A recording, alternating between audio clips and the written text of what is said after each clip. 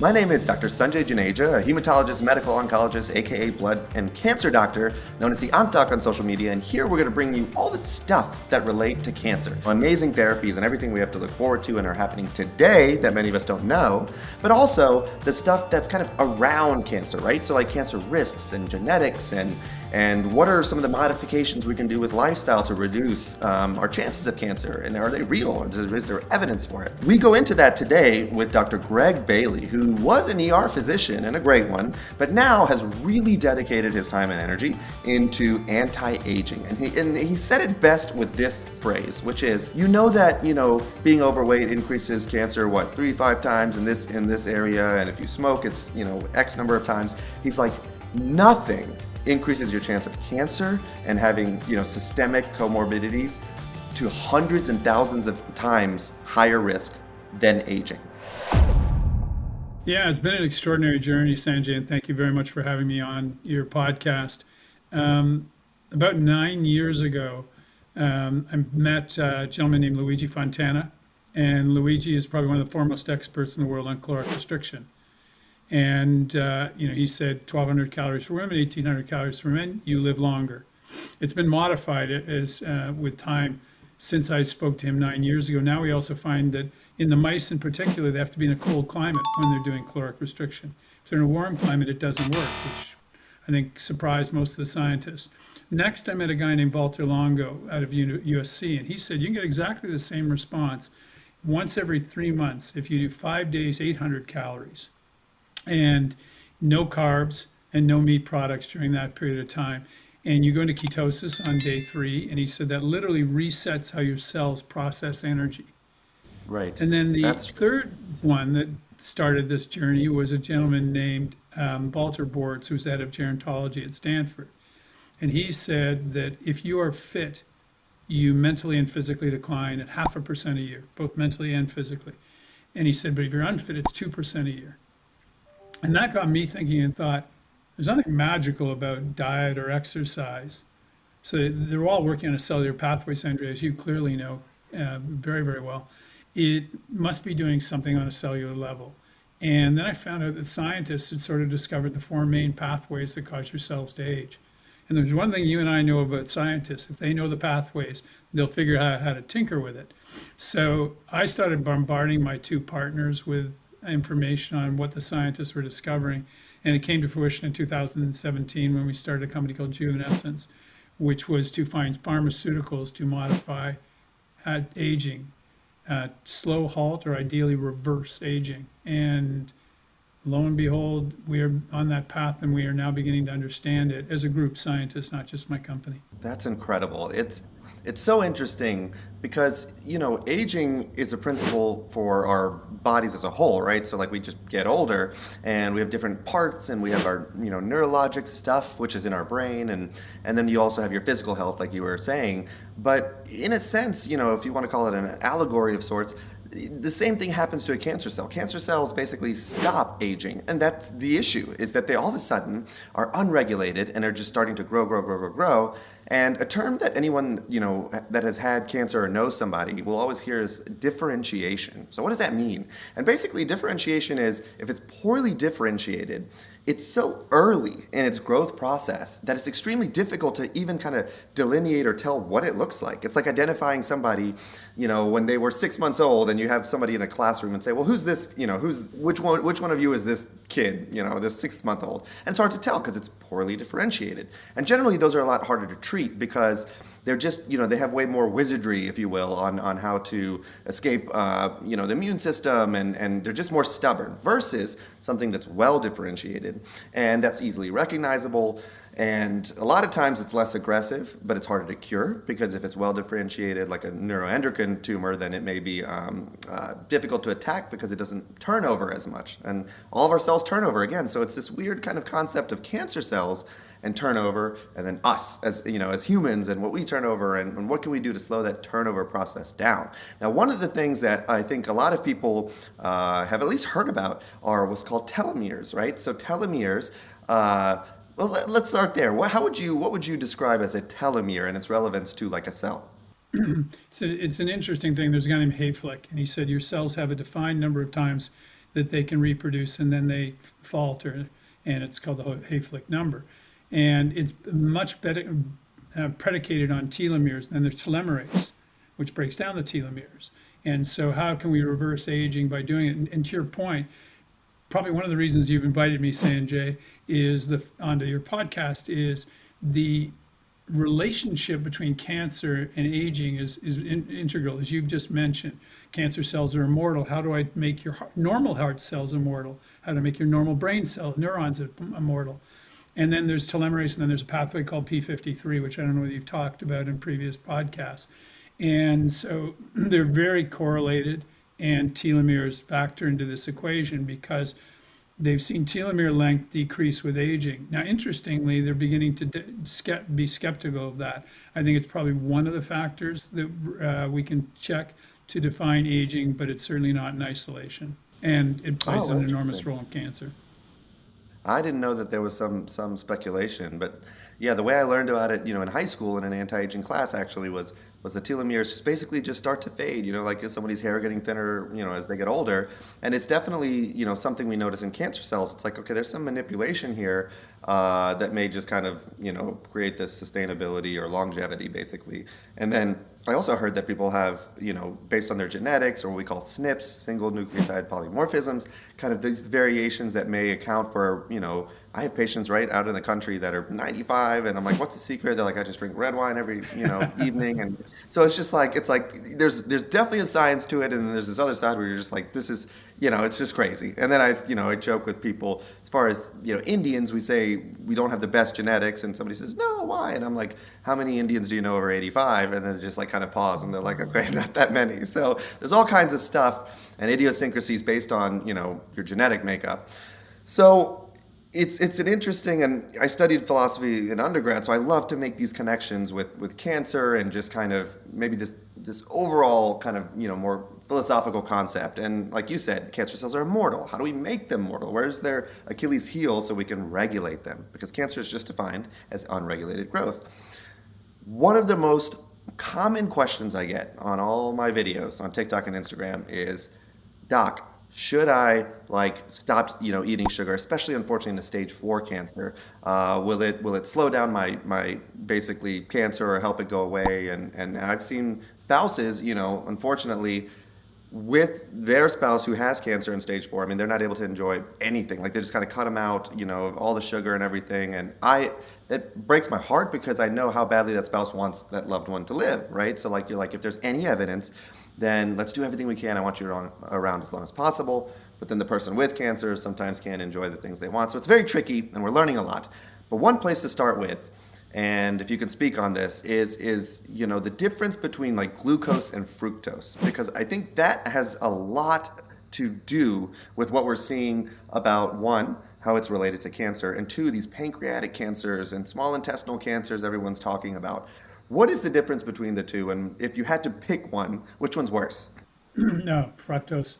I think that the Cleveland Clinic has gone off. I've forgotten which of the doctors, I think 2 or 3 of them, about how horrible fructose is for us. It, right after I spoke to Walter Bortz and my linear path towards the journey for anti-aging, I spoke to a gentleman named Peter Attia. And the day I bumped into him, the New Oh, York I love Times had just written an article about diet and sugar and aging.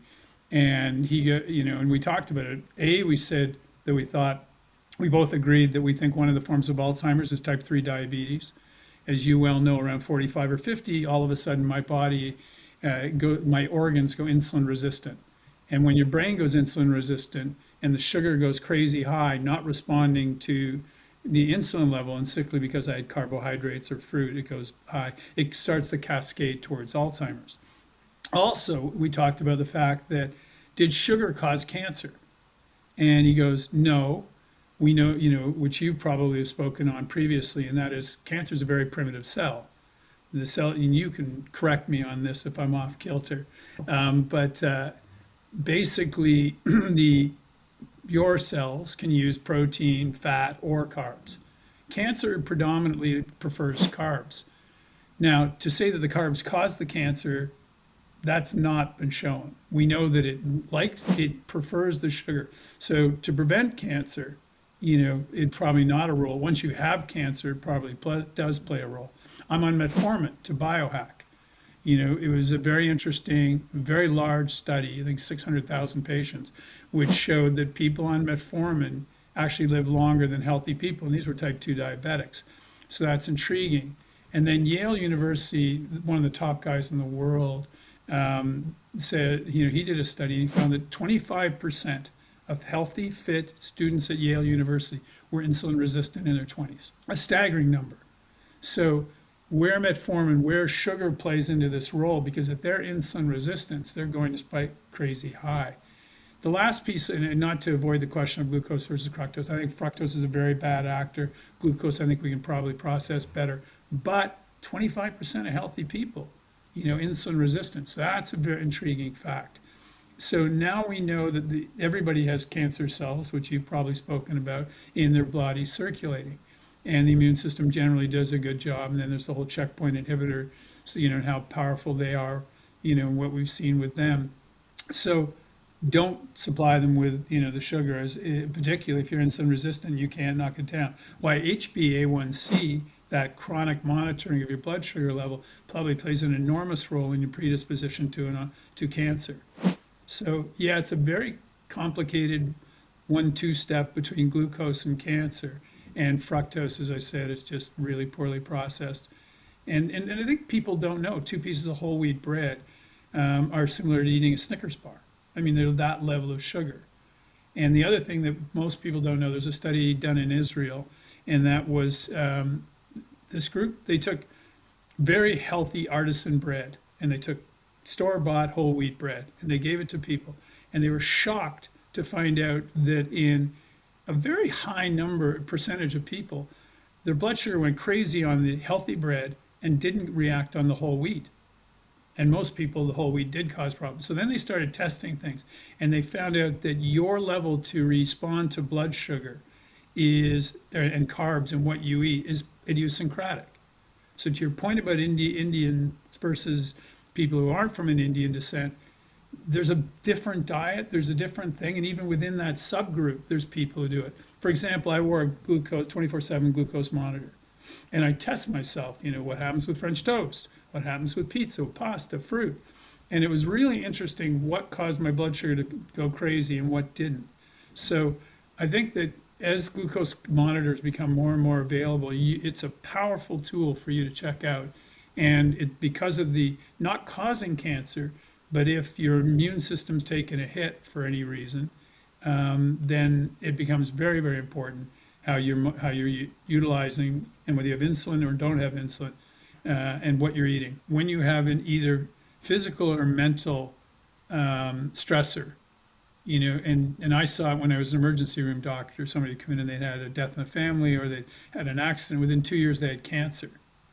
And, I think so many people observe that. And it's because of this imbalance of the immune system dropping due to the stressor and the cancer taking off, and then creating a checkpoint so it can't be noticed. And then that sugar all of a sudden becomes a weapon.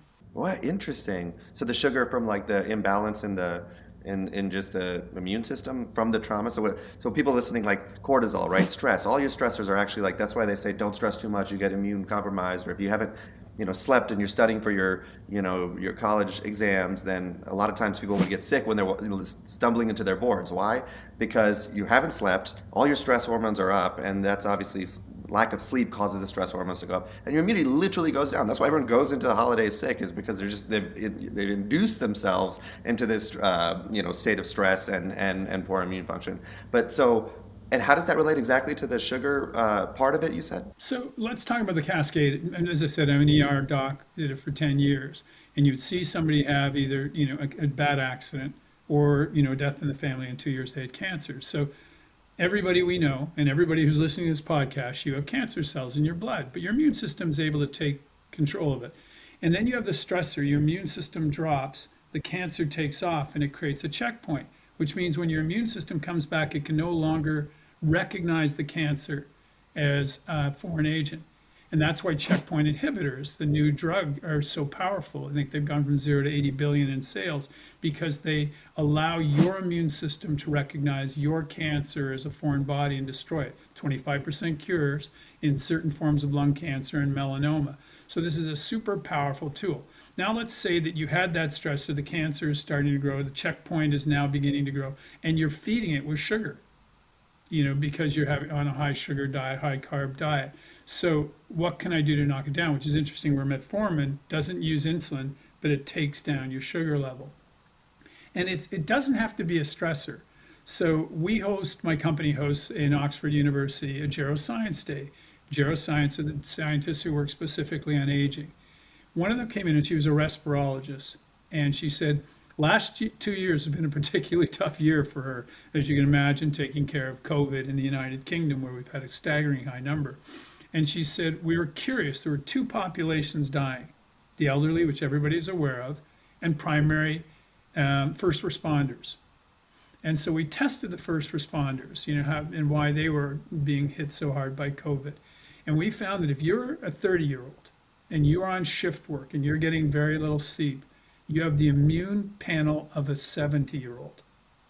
It's that level of discrepancy. So stressors, even something like lack of sleep in a 30-year-old, you are predisposing yourself to a cancer cell taking off.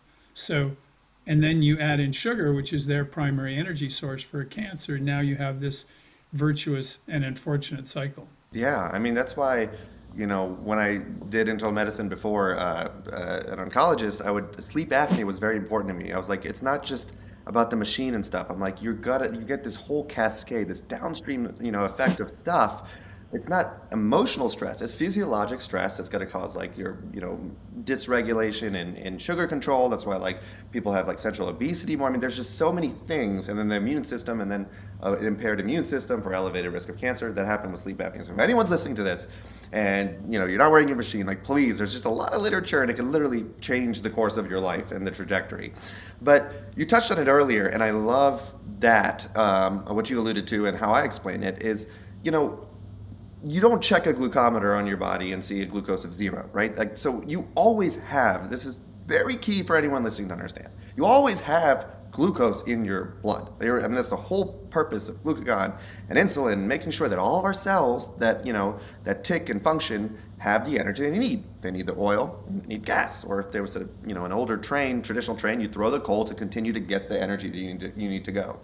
Well, cancer is or was a regular cell, but it's like that. It's hot, right? It's like driving a car in third gear and you're going too fast. That engine is getting hot, and you're like, you really should kick it up into gear, and you can't. Well, what are the needs of this cancer cell? It just needs more energy, more coal, more gas, more oil, whatever your metaphor is. It just needs to feed more. So of course, yes, if somebody asked me, well, tell me point blank, Dr. Juneja on Instagram, TikTok, doctor, if I took all the sugar out of your body and gave no glucose, will the cancer still live? Like, the answer is no, but neither will any of the other cells in your body, right? There's Because one you don't flaw have it. with this. Right. I'm like, you're absolutely right. And that's, I love that we live in an era where people do like to learn and have, bits of knowledge. But then when you don't have the surrounding knowledge, it's like sometimes you can just have this moment, right? Yes, your cancer cell will die with no oxygen. We can just put you into a chamber and wipe out it will die. So oxygen, take away oxygen, cancer cells will die, but so will your cells. So that's where, from what I've read, because I've looked into it, I want to make sure, I love that about social media, is because I learn things, or at least get prompted to look deeply into things that are less, medical board oriented, but have some degree of merit. And then you find out, oh, this is where it's kind of taken to mean something else. But fructose, it's shown to have worse implications with cancer cells. And basically just imagine it as basically a cheat code for the cancer cells to be able to process and get that acceleration even faster than regular glucose. So fructose, I think, and there's more to come, I'm going to look it up and put some stuff in the podcast, but I think that's something that does seem to just cancer cells do better with, and of course nothing in our body does. So fructose is a big problem for a lot of reasons. Before we continue, you're just this wealth of knowledge, and I just want to ask you a gazillion questions, but I can't because you're a very busy man. But the metformin dose, how much and this is off record, obviously it's a biohack, but is it the traditional 500 BID or? So, you know, you can talk to David Sinclair, I think, who's probably one of the foremost doctors at Harvard and geroscientist. I think he's at 1.5 grams.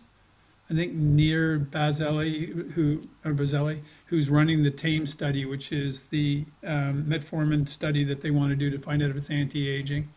I'm not sure it's anti-aging, but I think it lowers your risk of cancer and heart disease, and that's why people live longer. And I think he takes around that amount. I know, I think when I talked to Peter Diamandis, he was up at 2 grams. So it's all over the map. Try to train every day. And there was a study out of the University of Illinois that said if you are on metformin, and I think Peter Attia has stopped metformin for this reason because he trains very aggressively. It messes up the mitochondria coupling, and I'm a little bit out of my depth here, but that actually doesn't allow you to bulk up. Now, near the gentleman who's running the TAME study at Einstein University said you don't bulk up, but you remain strong. You don't lose any fitness that you would normally have. And I must admit, because I work out every day, and I'm now in my 60s, I haven't seen the loss of muscle mass, or strength, I should say. So, long-winded story. I take 500 milligrams. I only eat in a 6-hour window.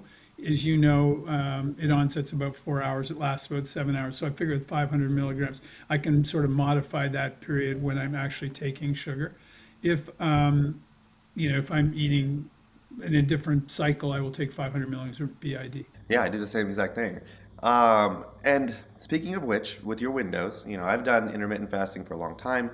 I wouldn't say personal trainer, but help some of my residents and fellows get into shape because it's a stressful situation. You're working 80 hours a week. And we would do intermittent fasting quite often, or at least the modified version, right? Initially, it was studied with multiple days of fasting and then eat. But everyone does, for the most part, the 6 hours of eating and then the remaining, fasting.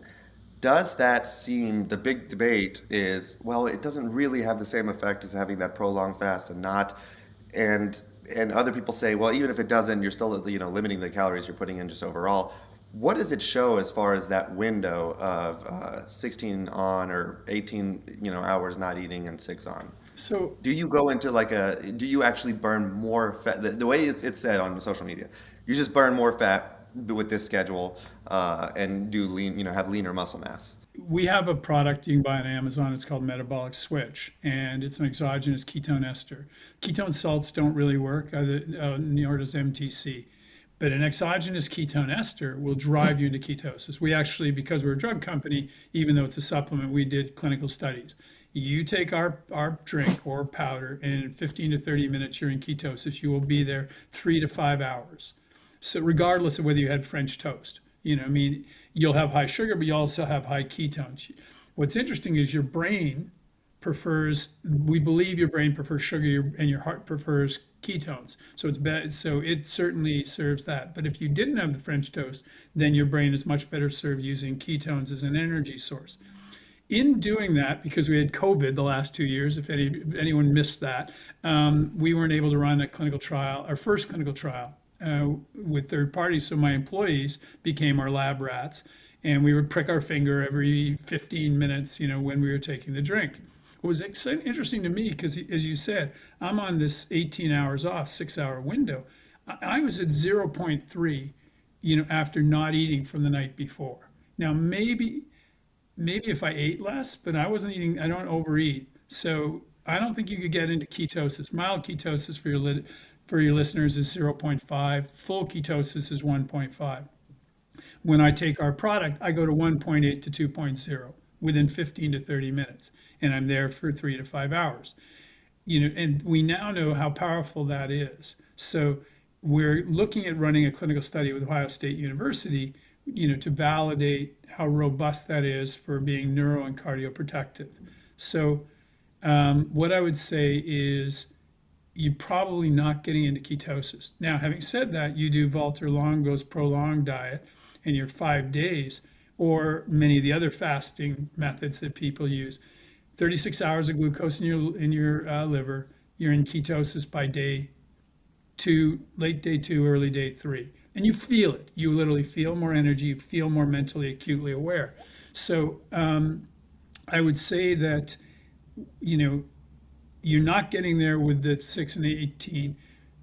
window or whatever window you're doing, but you're probably eating less calories because you're just eating less, and you're probably beginning to learn to feed your body when it's hungry, which is counterintuitive to most people at this point in time. So sorry for those listeners out there who think they can do it, but you really do need, if you're going to do it by diet, you really need to do it the other way. What's been extraordinary is the studies are coming out fast and furious that I don't need to force myself with a diet into ketosis. I'm just as easily served by taking a ketone ester product. Just so people understand, he's basically telling us that when you do this really strict, because I have so many patients that should I just do, keto diet? And I'm like, look, it's hard, it's non-sustainable. If it's effective, it works. If you have a photo shoot or whatever coming up, then it makes sense, but it's just hard to sustain. He is telling us that you can achieve that. What'd you say? 36 hours of not eating carbs, right, to get into ketosis. You said Yeah, pretty otherwise. much. I mean, most people, that's how much Yeah. carbs they have in their liver. The third, and that's why I always tell people with intermittent fasting, if you have a cheat day, you just reset the next day. But with ketosis, you can't just reset the next day. You need 36 hours. He's telling you there is a product that based on actual monitored system shows you go into ketosis 15 to 20 minutes after instead of the 36 hours. That is mind blowing. So just so this is obviously my next slide. I'm sure somebody has this. I love the listeners that listen to this are just so high IQ. I learned so much from them, and I'd love to kind of get in their brains about what questions they would ask. So if I throw myself into it, and you said it'll last about 6 hours. So do I if I had sugar the night before, then I go back out of ketosis when my supplement wears off, correct? Or Yeah. should I do it every 6 hours and then wait 36 hours? And like, you know what I mean? Like, Yeah, so yeah, no, I get you're it. still going to need that 36 eventually. It's interesting. So, and we we literally just launched an app on Android, and we're launching one on Apple. And basically, it's called JuView, JUVYOU. And we launched it in conjunction with Metabolic Switch. So you can, if you, and we will sell at a discount price a product called Keto Mojo, which allows you to prick your finger and see where you are as far as ketosis, see whether it's lasting 3 hours or 6 hours, and it's relatively painless. And then we're going to probably use urine dipsticks as well to see urine ketosis, but it doesn't help. But you maybe should take, half a drink in the morning and half the drink in 5 hours. I should take the full drink in the morning. So we're trying to figure that out. So I can't answer your question right now. That's why we need to do more clinical studies. But what we do know is during every day, it is much healthier for you to live longer healthy if you are in ketosis part of that day, and you are not going to get there with diet. Eric Verdon's the head of the Buck Institute, which is actually, he created the ketone ester with John Newman, and my company licensed it and is marketing it. And I said to him, I said, well, maybe we should all be on a ketogenic diet. And he goes, yes, if you can live on macadamia nuts and avocados. But he said, one piece of fruit and you're screwed for the next 2 days. So it is an almost impossible diet to sustain. And here's a drink that you can take in the morning, and you're in ketosis, for the next 3 to 6 hours. That is absolutely wild. And there's a ton of literature that shows how healthy ketosis is. There's Oh, no yeah. question about that. Increased left So, ventricular stroke volume, lower blood pressure, perhaps, mitigating against Alzheimer's. Not That's not so my proven, but wife, it's looking like, because now we've now taken, which is what my company does, we've taken that same ketone ester, changed it, and we're going to use it in a form of heart failure called HEPA heart failure, which is really pretty much an unmet clinical need, although semaglutide looks like it may help. But the ketones are so powerful in what they do in allowing your heart to function more optimally without straining the heart that it looks like it may have a place in heart failure. We're also looking at it for one of the forms of epilepsy, because again, we know that ketosis has such a spectacular role on stabilizing neurons. And yes. there's another company that's looking at it for migraine. Yeah, there's definitely a whole bunch of neurologic stuff that goes with it too. But on the same point, what do you say to people? And my wife is one of these people, right? She grew up in the Midwest. She, is just on, the kind of farm country diet, or was, but she's really healthy, and she's also an oncologist. But she swears when she's avoiding carbs, she's like, "I'm telling you, I just can't think. Like I just feel almost like in a just non-alert state." Which I'm sure like goes away, but is that a thing? Like what? So now I can go back to her and say, no, this is why Greg Bailey, the expert in the country.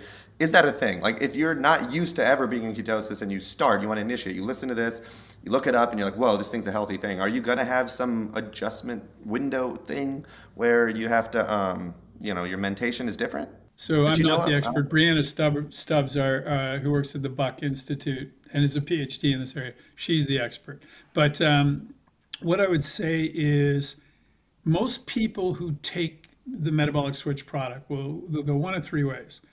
33% will say they're much more mentally acutely aware. They're just really focused. One third will say they have greater energy, which is why I think the study at Ohio State is going to be intriguing. And one third don't feel anything. And I must admit, on different days, because I take it every morning, I get different aspects. Sometimes I'm quite alert. Sometimes I feel like I have a blast of energy. I use it occasionally, the drink, if I'm going out at night and I'm sort of tired, but I have to go to some function. I'll take it because it gives me a boost. I notice a boost in energy, but I can fall asleep on it as opposed to caffeine or Red Bull, whatever you're taking to perk up. So to go back to your wife's situation, depending on how she got to, the low carb situation, what she's eating, what she's not. One is, we know there was a study in Nature in 2018. We know that diet is ethnocentric. So Japanese people can eat white rice with impunity. If you and I did, we might be diabetics. Eskimos eat lard. I'm not sure I'd recommend that to the average, Mediterranean person or Indian. So I think that depending on what she's accustomed to, how she processes food, her microbiome, which is a whole different aspect. Your microbiome takes some while to adapt. I haven't had red meat in 15, 20 years. If I have it, I'm sure it would upset my stomach. So I do think there's a period of adaptation. And if you take metabolic switch, it's a dose of ketones your stomach is not used to. So you have to gradually build up to a full dose. Otherwise, you will get gastric distress. So I love that you said that about red meat. And this was a conceptual thing I meant to say earlier. And that's, as a physician, I don't like just being that physician says you need to like diet and exercise. You need to have weight loss. I think it's just an unfair thing to say in a blanket way to patients, but there's no doubt about it. And I preface that. I say, look, I'm not trying to be that doctor, but I'm telling you, having weight loss will have a direct reduction in your chance of cancer risk. There's just no question. And it's not like a huge, it's like you have to be 50 pounds over and that's when your risk goes up. I mean, it's just the difference in the BMI scale of under 25, which is considered not, overweight, and then over 25, you start seeing significant upticks with just the BMI over 25. And this is coming from somebody, I used to lift a lot and stuff, but I hang out, or did at least, around 26, 26 and a half. And when I saw those stats, that was a big impetus on just showing how could, with nothing else being, or everything else being equal, how can that difference of 1.5, between me being at 24 and 25.5 or 26, multiple times increase my chance of several cancers, right? In addition to all kinds of other stuff with cardiovascular health and all these things. But the reason is, and I went down a mini rabbit hole, it's not a full rabbit hole, it's called a mouse hole. And I was like, it's inflammation we know causes cancer. So something like H. pylori, Helicobacter pylori in your stomach, it's an infection, right? And we know that causes a lymphoma that's in the stomach. It's a gastric lymphoma. And it's so effective that this is one of the few cancers you can treat with antibiotics. Because if you treat the H. pylori, literally half the time the lymphoma just goes away. So you're actually doing anti-cancer therapy with just reducing the inflammation of the environment. Why? This is a beautiful tie-in to everything we talked about, actually, because we talked about the stress and how that lowers your immune system. Well, inflammation does that as well. When you have, in some ways, it increases some parts of your immune system, but also that calamity, those cytokines and those interleukins and all that stuff, it creates an environment that's unhealthy. And so that regulation of your normal cells doing their job, policing, it's calamitous. And then that's a great environment for cancers to generate, because this is where the cell says, ooh, the policemen are distracted somewhere else. And this sounds like a cheesy one-dimensional thing, but it's true. Then they get less regulated and they grow. And so we know that happens with gastric infections, and then red meat. There's a lot of literature that, of course, it's for coronary stuff is a big thing, but meats cause inflammation. They're saturated with some of the fats, and you could probably talk about it way more than I can. But there's also these I don't want to say toxins, but components of the meat that cause inflammation. That's why bladder cancer, like in the South, we have a lot of smoked meats. Like that's a huge thing. Tailgate, I mean, you just see a pig just on a thing with an apple in its mouth. It's like Game of Thrones. But but it's these cause bladder cancer. Why? Because the toxins and the smoked stuff, you go down your urinary system and then you cause anything that just invites little mutations, toxins and stuff will cause cancer. So there's no doubt about that.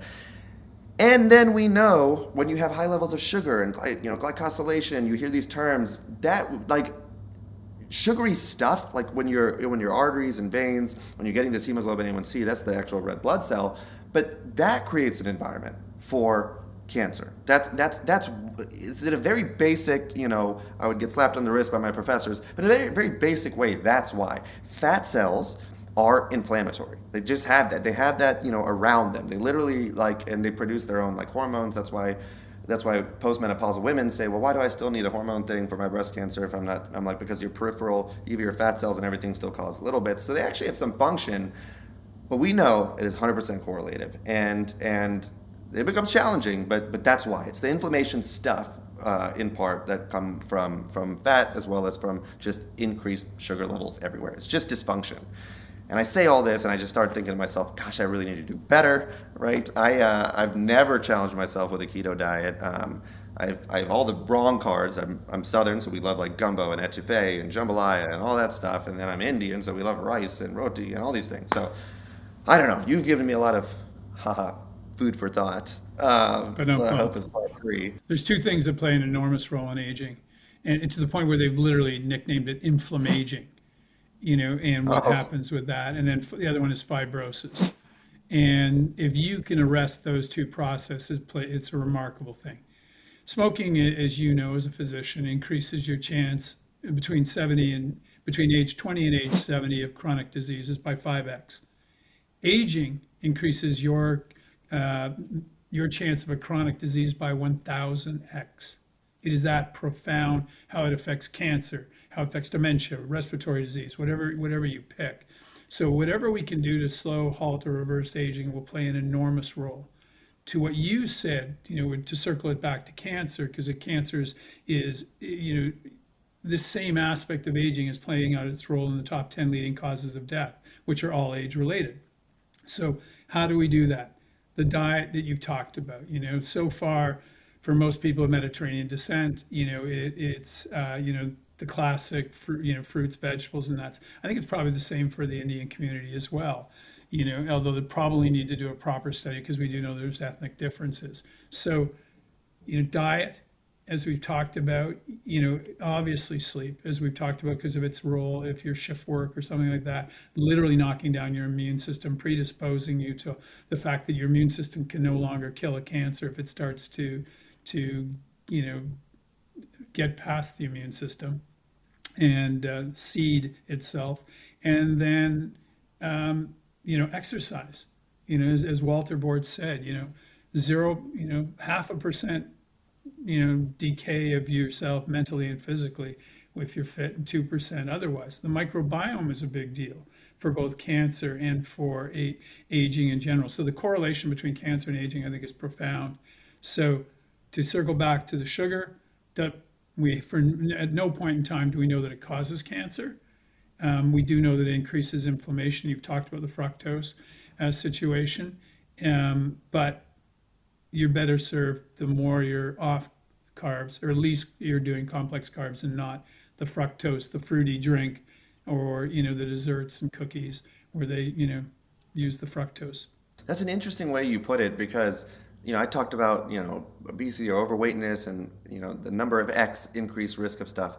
The way you put it was very sobering. Age is 1,000 times increaser, right? And that's why, a lot of times I have patients, they're so healthy and they say, Doc, how did I get this? I'm so healthy. I've always been healthy. What happened? And I'm like, you just got older. I'm like, there's nothing stronger, well, maybe smoking, but really that increases your chance of cancer more than just getting older. That's why it's still considered a disease of the elderly. And I mean that in no disrespect to children and adolescents listening to this that have cancer, but statistically it's logarithmically more the older you get. Why? Because these errors happen and all of this stuff. And that's what I have to tell people. I'm like, it's just almost bad luck. A lot of these cancers that we don't have like not just bad luck. It's aging, and then on top of that, there was no other impetus. So you're looking at things to see, well, if we know that's the biggest risk factor for all these comorbidities, neurologic stuff, cardiovascular stuff, and then of course cancer, can we slow that down? And that's huge. I mean, you're saying what everyone knows, but you're saying it in a way that's all of a sudden like, why aren't we paying more attention to this? Yeah, so we're working, we have a longevity association we've helped establish because we need to convince the regulatory bodies.